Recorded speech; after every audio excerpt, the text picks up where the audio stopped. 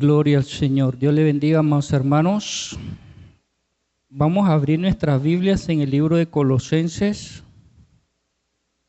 ¿sí? Capítulo 3.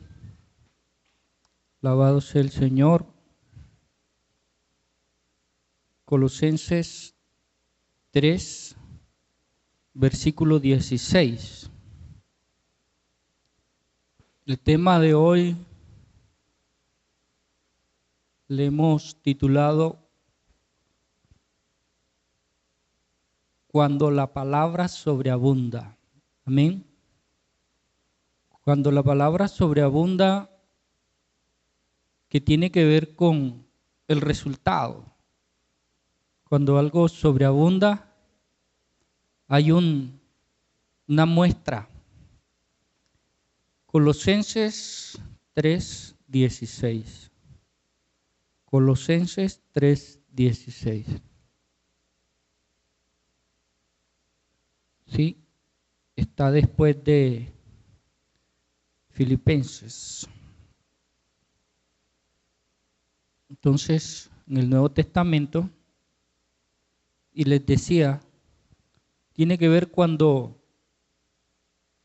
hay un cambio, donde la palabra sobreabunda,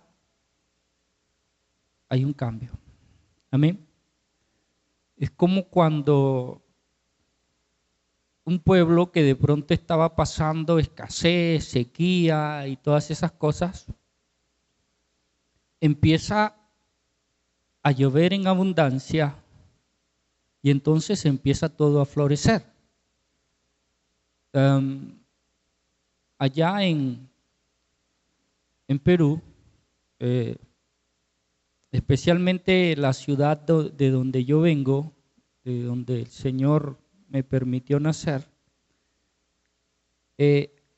la mayoría de los pueblos que están cerca al mar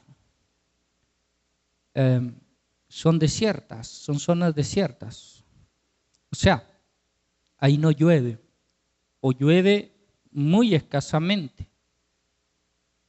En el año tal vez lluevan, vamos a decir que unos 3 meses, pero de esos 3 meses que llueve en el año, llueve muy poco.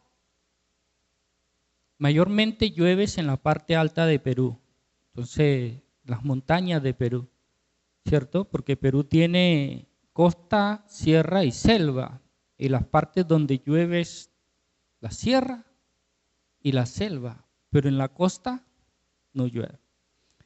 Entonces yo nací en la costa norte, cerca de Ecuador, y pues casi no llueve, o sea, tú vas a ver seco y partes arenosas, o sea, mucha arena en esos sectores y polvo. Imagínate cuando hay vientos fuertes, se levanta ese polvo, esa arena y todo eso. Pero sucede que hay una corriente o un cambio climático. Se dice que cada 10 años, o tal vez menos, pero sucede de que ahí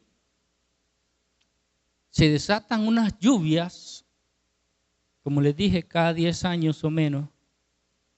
Casi todo el año empieza a llover de una manera distinta a los demás años, y sucede que esas lluvias traen bendición, hermano, porque los mares se llenan de peces, se llenan de todo, pues, de todo lo que el mar produce. O sea, como llueve tanto y esa agua que llovió, obviamente va para el mar, de ahí salió, de allá vuelve, pero cuando vuelve al mar va arrastrando todo lo que puede, ¿cierto?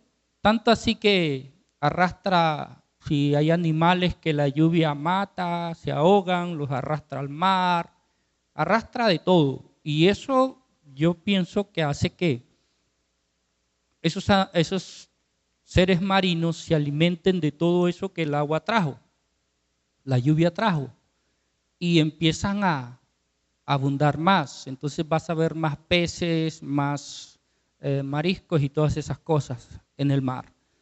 Y la tierra empieza a o sea, empieza a crecer hierba. Las zonas desiertas empiezan a ponerse bonitas, verdes, flores, árboles. Es bonito. Pero sucede eso porque empieza a llover. Claro, para ustedes eso no es novedad porque acá llueve mucho y obviamente por donde miras hay hierba verde. Pero en un desierto no. En un desierto es distinto. Entonces, cuando uno ve esa lluvia, el niño, pues es impresionante ver que casi todo el día llueve. Es impresionante ver la humedad, es impresionante ver que las plantas crecen y todo eso cambia. Recuerdo que yo estaba bastante niño todavía, tal vez 10, un poquito más, y vi esa lluvia en el año 90, si no me equivoco, o 85 por ahí. Entonces, esa lluvia transformó la costa del Perú de una manera impresionante y había mucho alimento para los animales, la gente, pues, sus animales se reproducieron, porque por ahí, por esos desiertos también tiran animales, chivo, oveja y esas cosas, ese tipo de animal. Entonces se reprodujeron y empezó a crecer bastante sandía, ¿cierto? Así de la nada, empezaron a aparecer por todos lados y la gente iba y cosechaba lo que no habían sembrado. Miren más, todo ese año llovió.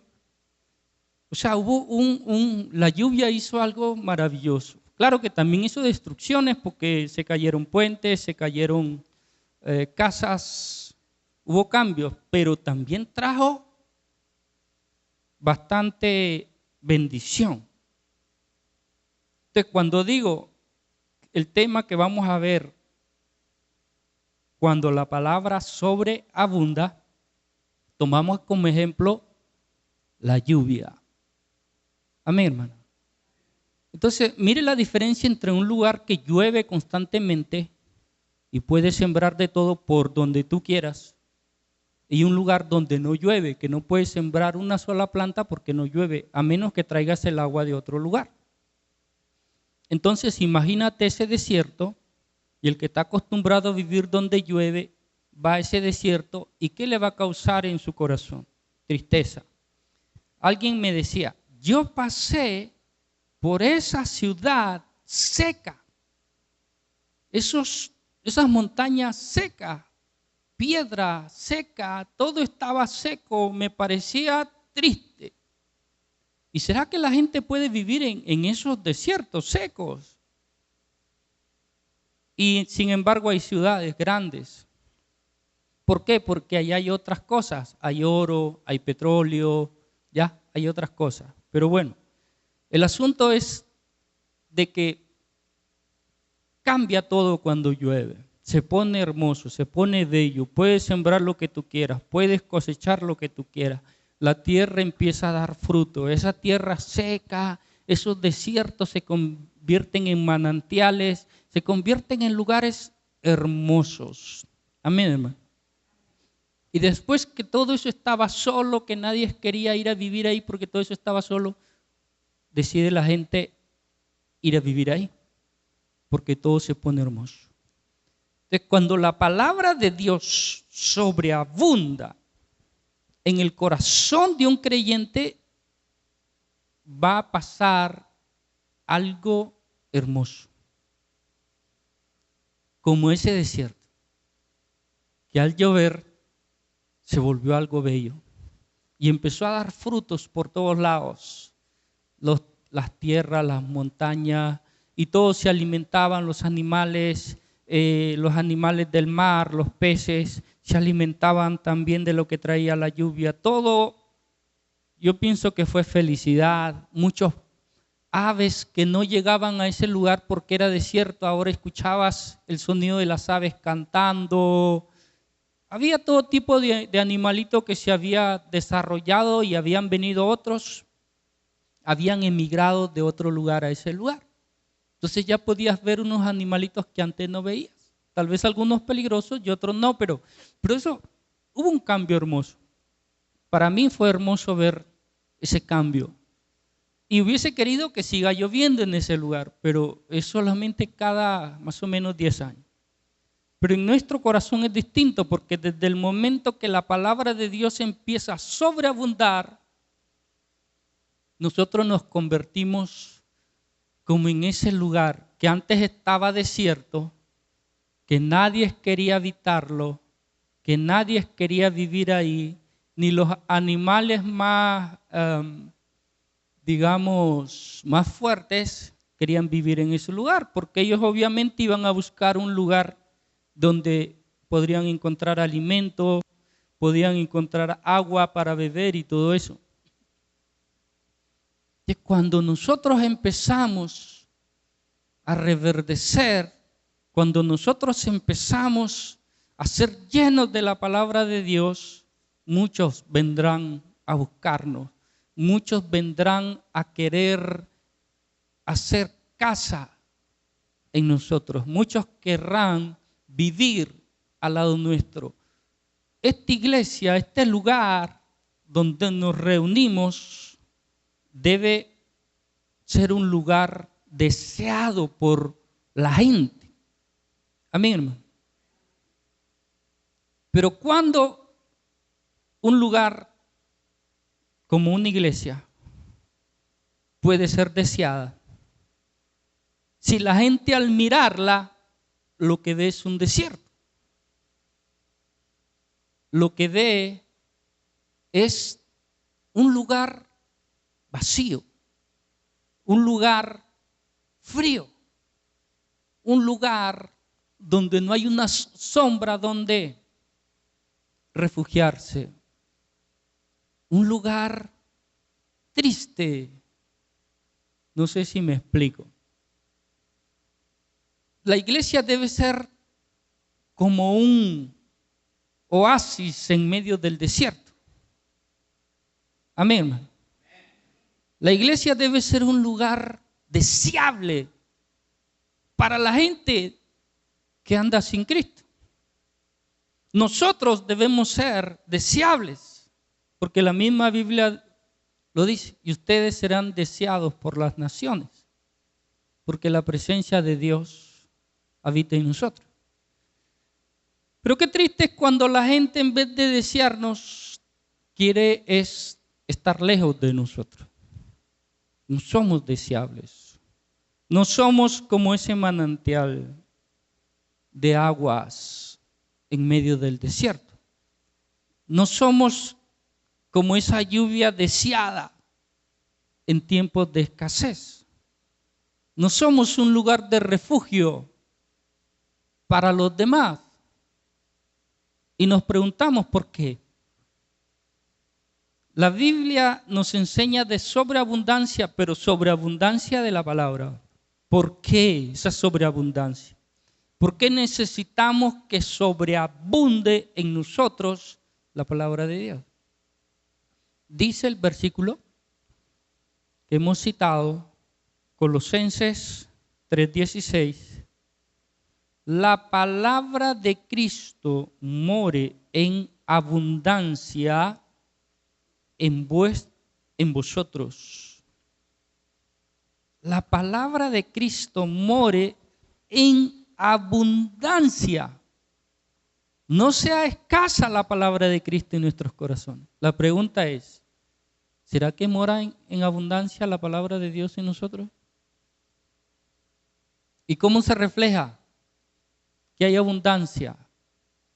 Mientras hacía este tema, el Señor me ministraba. ¿Cómo se refleja eso? Porque serás deseado, porque serás como un oasis, porque serás algo donde la gente encuentra paz, encuentra descanso, encuentra reposo, encuentra luz, encuentra, mejor dicho, lo que el mundo no tiene. El mundo no tiene paz y la gente debe encontrarla en nosotros, en la iglesia. El mundo no tiene amor y la gente debe encontrarlo en la iglesia. El mundo no tiene felicidad y la gente debe encontrarlo en la iglesia. Porque la iglesia es donde mora Jesús. Y si mora Jesús en nosotros, la palabra debe abundar, sobreabundar, para que el mundo encuentre esa bendición que necesita. Amén, hermano. Yo recuerdo que yo buscaba eso, yo estaba sediento, yo tenía un vacío profundo en mi corazón.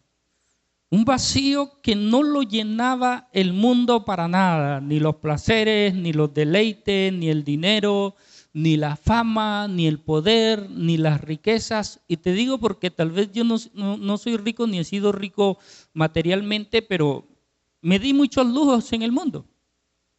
Y he visto también en estos años de vida que Dios me ha regalado, he visto gente siendo rica suicidarse. ¿Sí? Gente famosa en el mundo, cantantes, actores de cine, de televisión, suicidarse, hermano, quitarse la vida. Hijos de estos grandes, famosos y poderosos, suicidarse o volverse rebeldes a la vida, drogadictos, alcohólicos, y están muertos en vida, son zombies, pero supuestamente lo tienen todo, supuestamente, pero el mundo no tiene la paz, la felicidad, el amor, el gozo que solo Jesucristo lo puede dar. Amén, hermano.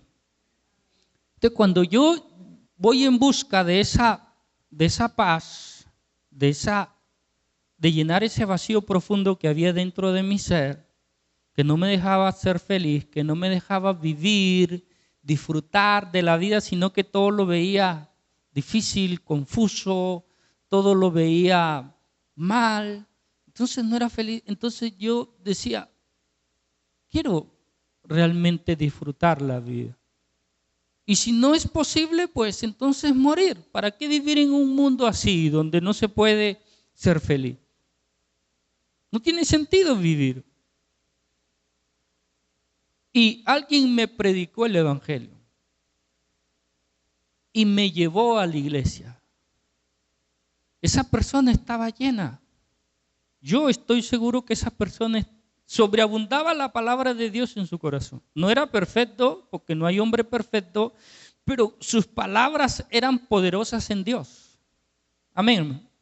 Que cuando abría la boca, yo sentía que algo poderoso estaba ministrándome. ¿Por qué? Porque estaba lleno de Dios. Esa persona pasaba leyendo la Biblia, orando, no faltaba a su iglesia, tenía un liderazgo, se le veía seriedad, se le veía seriedad en las cosas de Dios. Y sabía mucho de Biblia. Yo le hacía preguntas y me las respondía y me abría la Biblia y me respondía, y cada pregunta que le hacía me la respondía con la Biblia. ¡Wow! Me dejó impresionado. Tanto así que ya después no tenía que preguntarle, todas me las había respondido de una manera sabia y prudente. Y de pronto, cuando me dijo vamos para mi iglesia, yo dije, yo quiero conocer eso, porque pues este hombre o la Biblia tiene cosas que yo quiero saber, conocer. Siento que esto me va a ayudar mucho con mi situación. Como que encontré la medicina, como que encontré el agua para refrescar mi sed. Como que encontré el alimento que mi alma necesita para vivir. Entonces, cuando encontré este texto que dice, la palabra de Cristo more en abundancia en vosotros, enseñándoos, quiere decir que la palabra nos enseñe, y exhortándoos, que la palabra nos exhorte, que quiere decir aconseje, también dice unos a otros, en toda sabiduría. Es impresionante lo que Pablo le está diciendo a los hermanos. parece que había ahí un problema de que algunos eran como niños todavía y cuando se es niño es hay muchos problemas dentro de la iglesia. Yo soy de Pablo, yo soy de Cefas, yo soy de no sé quién. Hay muchas discusiones, ¿no? Yo pienso que hay un rapto, yo pienso que no hay. El otro dice, no, yo pienso que el bautismo salva. El otro dice, no, el bautismo no salva. Entonces, ¿por qué? Porque no hay un conocimiento profundo de las Escrituras. Amén, hermano. Mucha gente lee la Biblia es por partecitas.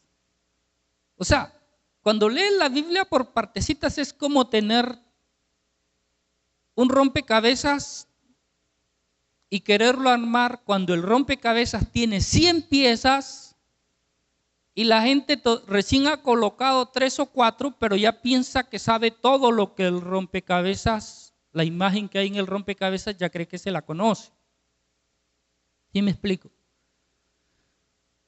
Y eso es imposible porque mira, ve, si tú tienes un rompecabezas que nunca has visto, que por primera vez lo vas a armar, tiene 100 piezas, y si recién pusiste 3 o 4, no vas a poder ver toda la imagen que tiene el rompecabezas.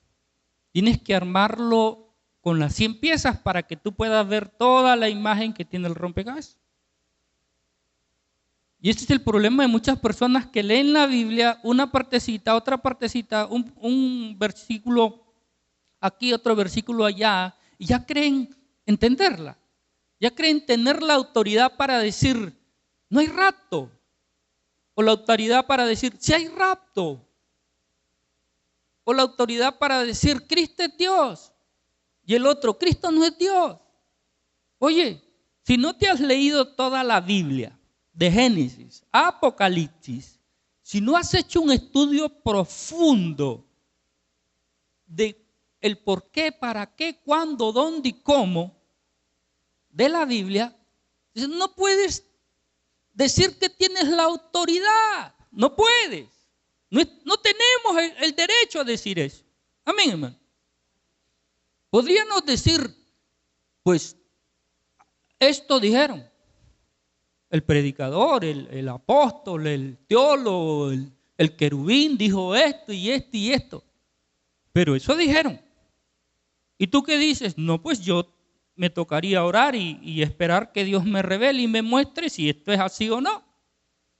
Porque la teología dice esto y esto, sí, pero esa es la teología que escribió tal persona. La teología que escribió tal persona. La teología que un hombre resumió. Pero ¿y Dios qué dice? Ya entraste en un tiempo de ayuno y oración para pedirle a Dios que te muestre si esto que dicen los grandes teólogos es como ellos lo dicen. Yo necesito que Dios me lo muestre y me lo revele. Y aún así trato de ser prudente con los demás, porque yo no puedo obligar a alguien que crea lo que yo creo si él no recibió la revelación. Amén. Si él no recibió la revelación, no va a aceptar lo que yo creo porque yo sí la recibí. Entonces yo tengo que guardármelo. Yo puedo decir, hermanos, yo creo esto porque Dios me lo reveló a mí, pero oro para que Dios también te lo revele a ti. Amén. Pero el tema es la sobreabundancia de la palabra en nosotros. ¿Cuál es el beneficio de esa sobreabundancia? ¿Qué es lo bueno que puede hacer la palabra en nuestras vidas? Primero que nos ilumina porque la palabra es ¿qué cosa? Luz. Amén. En este mundo de tinieblas. Tinieblas y luz es una forma o es una forma de poder diferenciar lo uno y lo otro, ¿cierto? Jesús lo habló de forma metafórica. Las tinieblas, ¿qué significa tinieblas? Falta de conocimiento. Falta de conocimiento. Tinieblas aquí adentro. Aquí yo no sabía nada, yo estaba en tinieblas antes de venir a Cristo. Mi mente no entendía nada, mi mente no sabía nada de las cosas de Dios.